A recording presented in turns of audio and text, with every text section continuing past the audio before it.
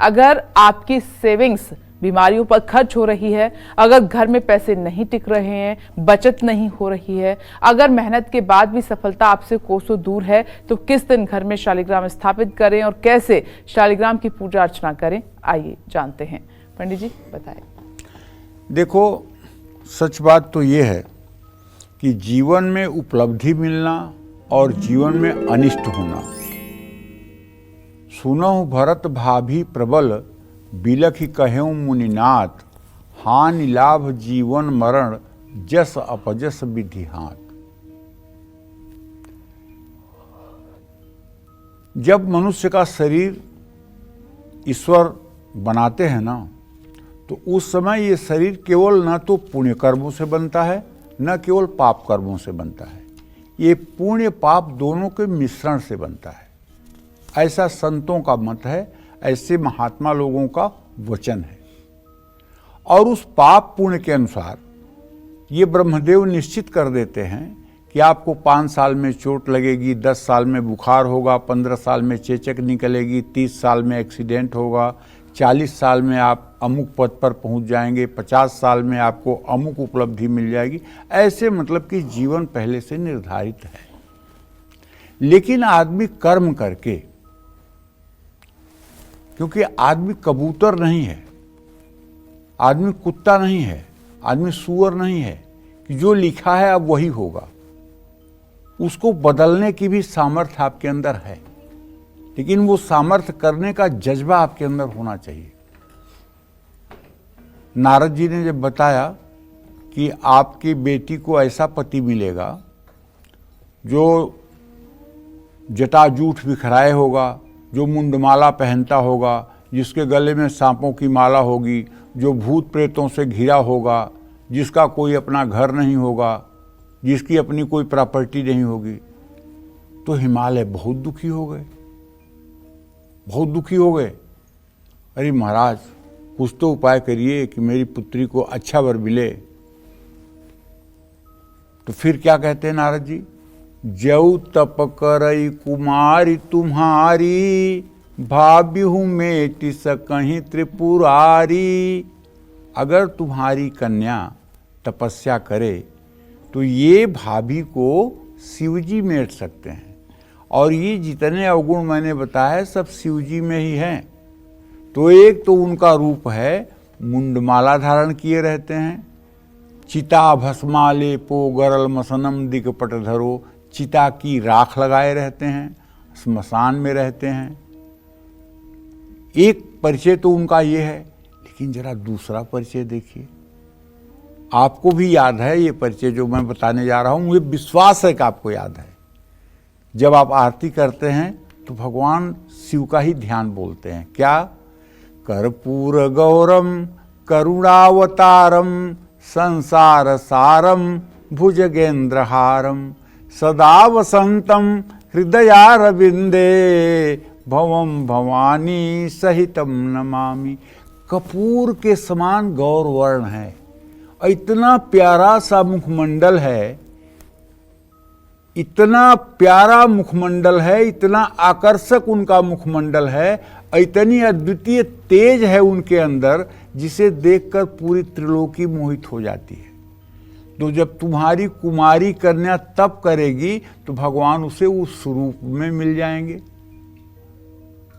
आप जानते हैं, भगवान शिव की जब बारात जाना हुआ तो सबसे पहले भगवान विष्णु अपना रथ ले करके गरुड़ पर सबसे पहले निकले, उसके बाद ब्रह्मदेव गए, उसके बाद इंद्र गए, उसके बाद दूसरे देवता गए। शिव जी पहले पहले नहीं गए। सबको पता था कि अगर पहले दूल्हा हो जाएगा तो शादी कैंसिल। और जब शंकर जी का नंबर आया तो बाप रे बाप, अगिया बैताल भूत प्रेत, किसी के 4 सर, किसी के सर नहीं, किसी के हाथ नहीं, किसी के पैर नहीं,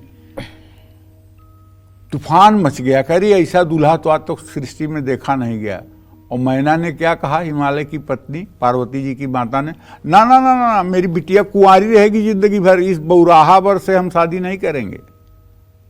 देवताओं ने आकर के शिव जी से कहा, प्रभु सब सत्यानाश मत करिए, सदिया मत रोकिए, आप कृपा करिए, अपने स्वरूप में आइए। तो शिव जी मुस्कुराते हुए अपने स्वरूप में आ गए। उनका स्वरूप क्या? कर्पूर गौरम करुणावतारम संसार सारम भुजगेंद्रहारम। जब इस स्वरूप में आते हैं ना तो ब्रह्मादिक देवता सब मोहित हो जाते हैं। उस स्वरूप में आ गए, शादी हो गई। तो भगवान शिव के कई स्वरूप है ना, जैसे स्वरूप को जब धारण करना चाहते हैं धारण कर लेते हैं।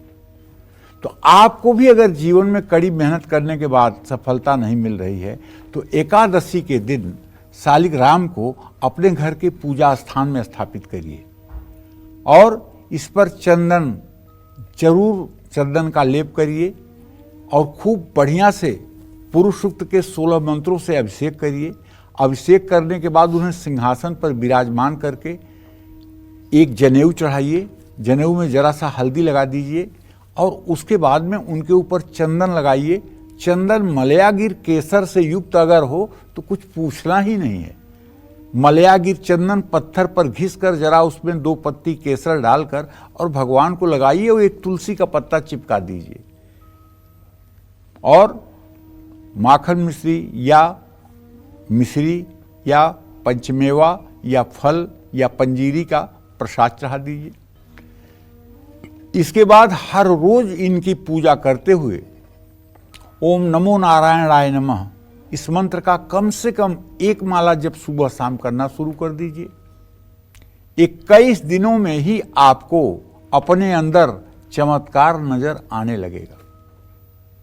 घर में अगर पैसा नहीं टिक रहा है, बीमारियों पर खर्च हो रहा है या किसी को उधार दिया हुआ पैसा वापस नहीं मिल रहा है, तो शालिग्राम को घर में स्थापित करें और नियमित पूजा करें।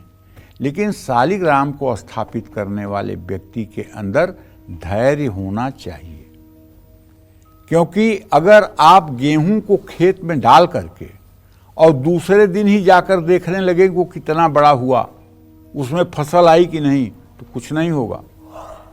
4 महीने का इंतजार करना पड़ेगा गेहूं का बीज डालने के बाद, तब उसकी फसल आपको मिलेगी। उसी तरह से धर्म जो है इसका असर दिखता है लेकिन समय लगता है, इसलिए धैर्य रखना जरूरी है।